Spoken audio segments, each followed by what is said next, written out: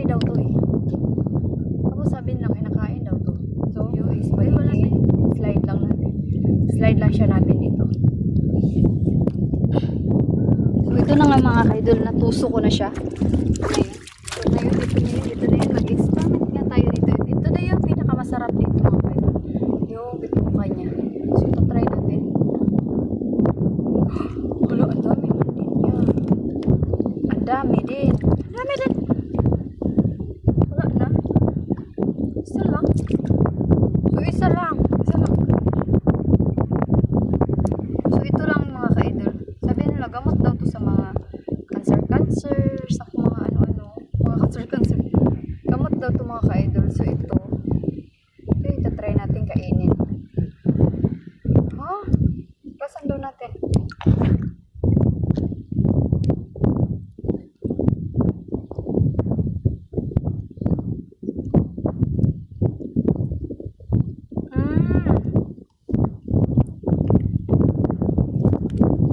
Makakain pa ba to?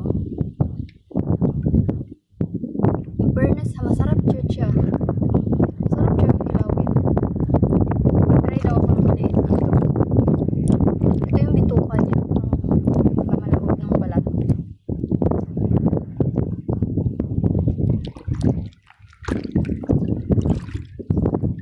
Tapos ito yung lalagyan na ng buhangin.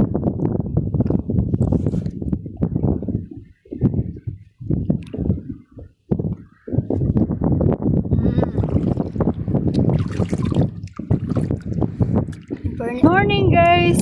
Samahan niyo po ako ngayon. Manginhas tayo at hindi lang ako nakapagdala ng bag. Manginhas tayo guys. Pupunta tayo doon. Malayo. So, tara! Oh, hello! Good morning mga ka-idol. Naanaday po diri sa hubasan mga ka-idol. At nakamalayo na talaga to. Kung nakikita niyo po mga ka-idol, at doon nakatabi dito na nga ako sa pinakamalayo. So, sinadya ko na dito na ako magbubukas ng camera mga ka-idol para ganito talagang ginagawa ko kapag wala akong trabaho. Huwag kayo magtaka kung bakit may backpack pa ako dahil nga may dala akong tubig. At baka gutumin ako, may dala din akong pagkain. So, good morning sa inyong lahat mga ka-idol at samahan nyo akong manginhas. Manginhas tayo at kung alam nyo ba yung nakukuha ko mga ka-idol.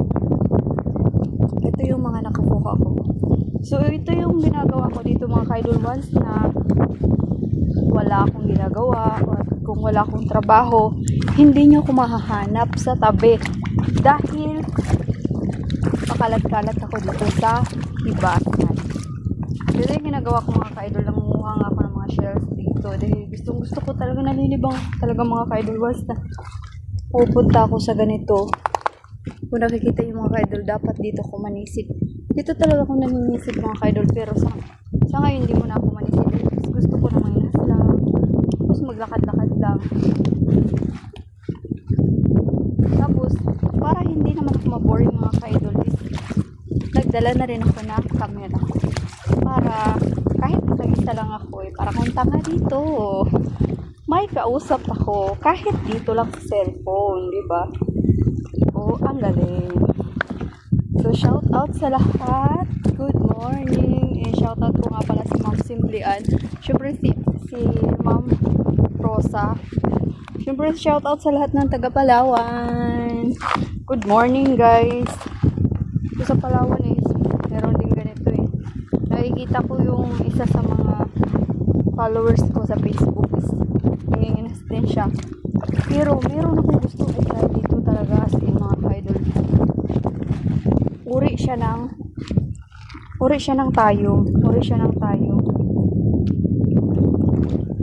tayong.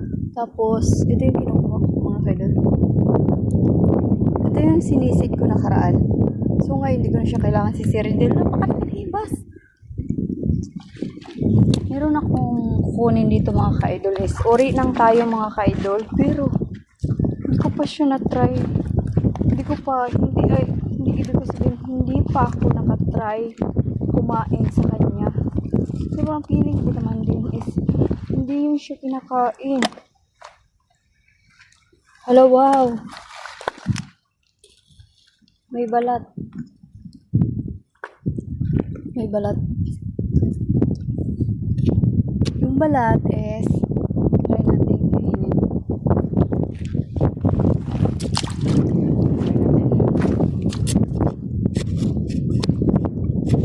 Try ko muna iugsok ang aking mawagang camera.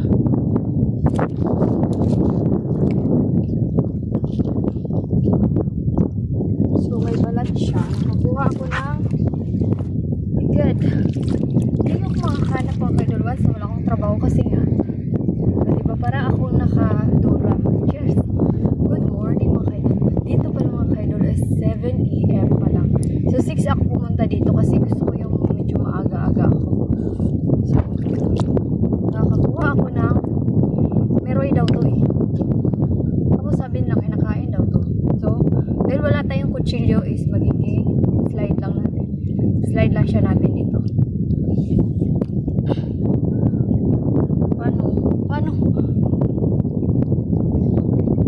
Paano nga ba ito bubuksan? Eh, wala tayong kutsilyo. Alam ko na, tutusukin ko siya sa may wagang. Talagang mga kaidol, walang kutsilyo dala. Kasi nga, hindi ko naman alam na mag-vlog ako. So,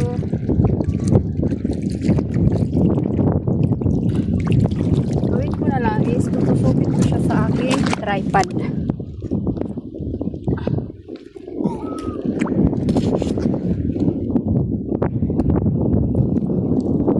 So ito na nga mga kaidol, natuso ko na siya. Ngayon, ito na yun. Mag-experiment nga tayo dito. Ito na yung pinakamasarap dito mga kaidol. Yung bituka niya. So ito try natin.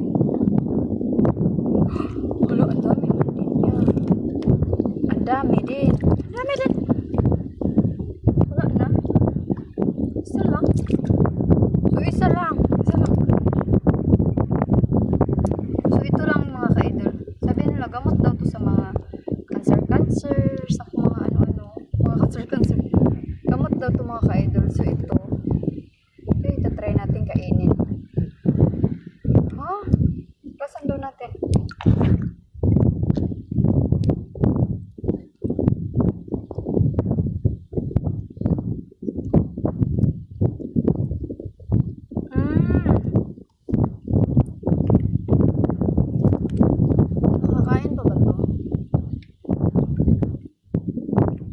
Masarap siya.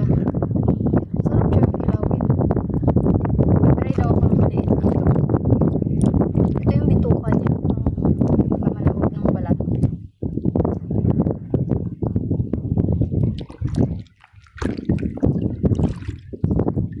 Tapos ito yung lalagyan na ng buhangin.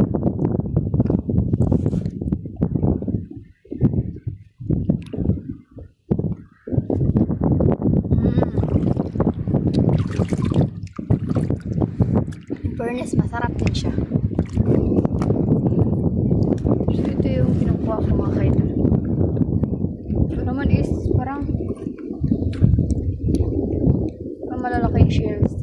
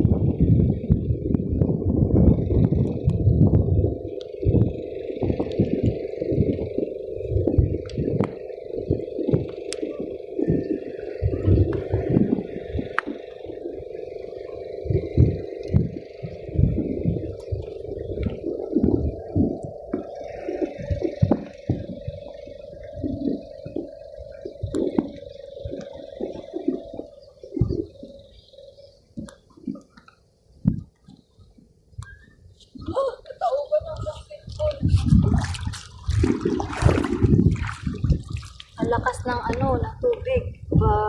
Laki na yung tubig. Lakas. Ang lakas ng tubig mga kaidol. Tingnan nyo. So, ang bilis niya. Bilis niya nagtaib. Hindi na kaagad. Tara, bakit na tayo kasi baka may matauban na tayo dito. Hindi na tayo makauwi. So, ito yung sinasabi ko sa inyo mga kaidol. Pag umaga talaga dito sa Slice, hindi na talaga ako makakagilap sa bahay kasi gusto ko yung naglakad-lakad ako sa ganito, sa ibasa, nangunguha ng shells. Basta grabe mga kaidol. Tsaka sa mga simpleng ganito mga kaidol, nakakalibang. Talagang hindi ko naiisip na babasa na ako sa pag-uwi. Parang nai-enjoy ko yung oras ko na manginhas, manguha ng shells, maglakad-lakad dito. Tapos ang dami kong na-experience mga ka-idol na hindi ko na-experience talaga dati. Yung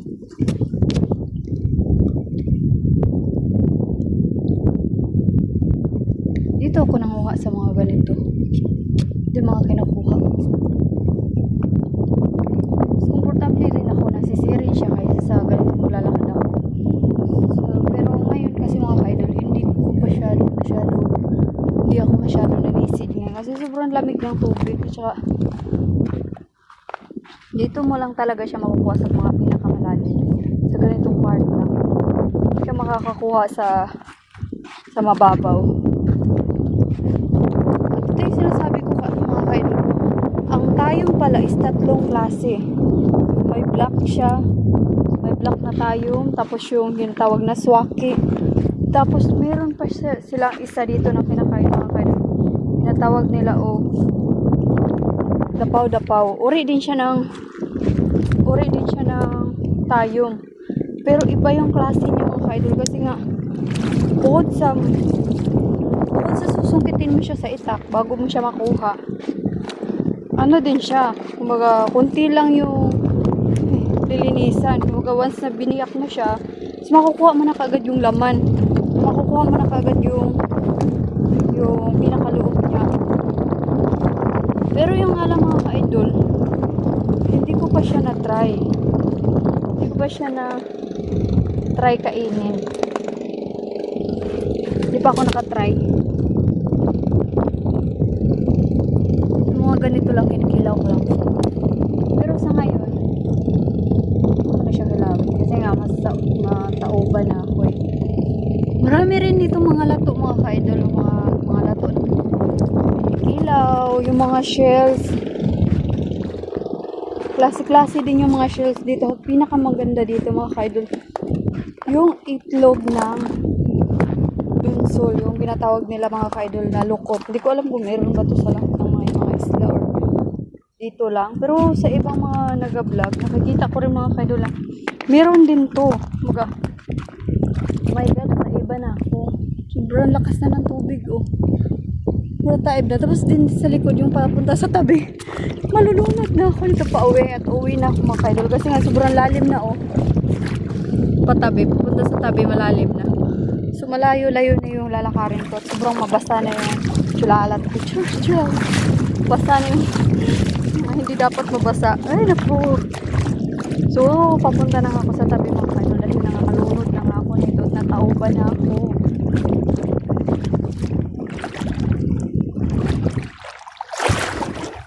So ito na pinakamalalim. Malalim na talaga siya.